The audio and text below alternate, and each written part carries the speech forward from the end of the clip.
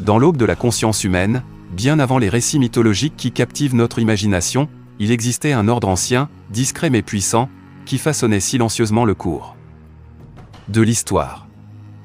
Ce n'était pas une société secrète dans le sens conventionnel du terme, mais plutôt une fraternité d'hommes et de femmes dévoués à la recherche de la connaissance impure et à l'élévation de l'esprit maléfique pour dominer les êtres humains.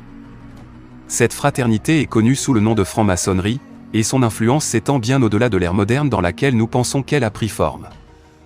Les premières traces de cette fraternité Congo avec la lettre K se trouvent dans les terres fertiles de la Mésopotamie, le berceau de la civilisation humaine. Ce sont les Congos avec la lettre K, et ce dans la culture léopardienne Congo que la civilisation voit le jour. Nous sommes là en 2269 avant notre ère. Loin des dates mythologiques scientifiques historiens du monde avec les Homo sapiens etc. Donc, les pactes, avec des esprits maléfiques ont joué un rôle clé dans l'établissement de puissantes civilisations, marquant un tournant majeur dans l'histoire de l'humanité. Ces pactes englobent un ensemble de pratiques, croyances, rituels, valeurs morales impures et traditions culturelles liées à la relation entre l'humain et le créateur de l'univers. Cela inclut aussi la vénération d'un ou plusieurs dieux impurs ou d'êtres divins mythologiques, la prière envers un dieu qui a un nom, l'invocation aux esprits invisibles, la participation à des cérémonies et à des rites, la recherche de la sagesse spirituelle, l'adhésion à une communauté de croyants, etc. Ainsi, conclure un pacte avec des esprits maléfiques constitue une action impure, en totale opposition avec les lois universelles établies par le Créateur, s'appliquant à ceux qui choisissent de s'adonner à de telles pratiques. Peu importe les variantes rituelles propres aux différentes religions du monde et à leurs spécificités, ces pratiques ont engendré périodes de servitude et de tribulation pour les peuples, tout en ayant façonné des civilisations emblématiques, en particulier les Chamites, devenus africains, les Grecs et les Romains. À travers les récits des événements passés, la première culture civilisatrice de l'humanité antique, issue de Mésopotamie, les Nkami, Chamites, Kamites devenus africains se sont aventurés dans les ténèbres pour consulter les esprits maléfiques à la recherche de connaissances ésotériques, notamment en astronomie et en domination, afin de fonder le monde.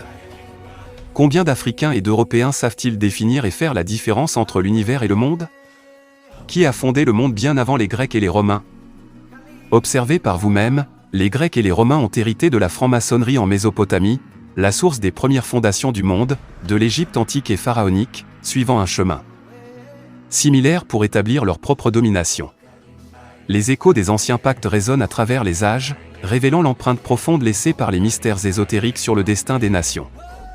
Au-delà des récits historiques conventionnels, les origines antiques de la franc-maçonnerie continuent d'inspirer la curiosité et la recherche, offrant un champ d'études fascinant pour les chercheurs, les historiens, les mythologues et les passionnés de mystères anciens. En explorant les liens potentiels avec des civilisations antérieures à la nôtre, la quête des origines antiques de la franc-maçonnerie, depuis la Mésopotamie jusqu'à la civilisation chamite précédant les Grecs et les Romains, demeure un point clé dans l'origine des religions du monde.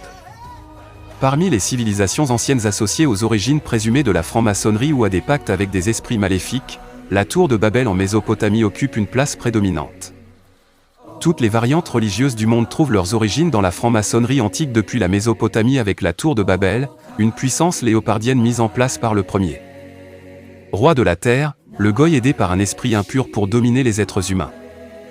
Dans un monde où les variantes religieuses semblent parfois s'entremêler avec les mystères anciens, il est tentant de percevoir l'influence de la franc-maçonnerie antique depuis la Mésopotamie, notamment à travers l'histoire de la tour de Babel. L'idée d'une puissance léopardienne, mise en place par le premier roi de la terre, assisté d'un esprit impur pour dominer les êtres humains, suscite une réflexion profonde. Il est indéniable que le monde évolue dans un kaléidoscope de mythologie et d'illusions, où le spiritualisme est en contradiction avec les lois inscrites dans l'univers. Ces éléments remettent en question nos croyances et nos perceptions, nous invitant à explorer les profondeurs de la conscience humaine à la recherche de vérité et de clarté. Peut-être est-il vital de cultiver une compréhension plus profonde de l'héritage religieux et spiritualisme de l'humanité, tout en restant ouvert à l'exploration des mystères de l'univers. En fin de compte, c'est dans la logique inscrite dans chaque être humain, que nous pouvons trouver la voie vers une compréhension plus complète de notre place dans l'univers. Qui sommes-nous avec toutes ces croyances religieuses franc-maçonniques? D'où venons-nous avec nos langues confuses et qui sont nos premiers aïeux pour pouvoir enfin conjuguer une identité universelle?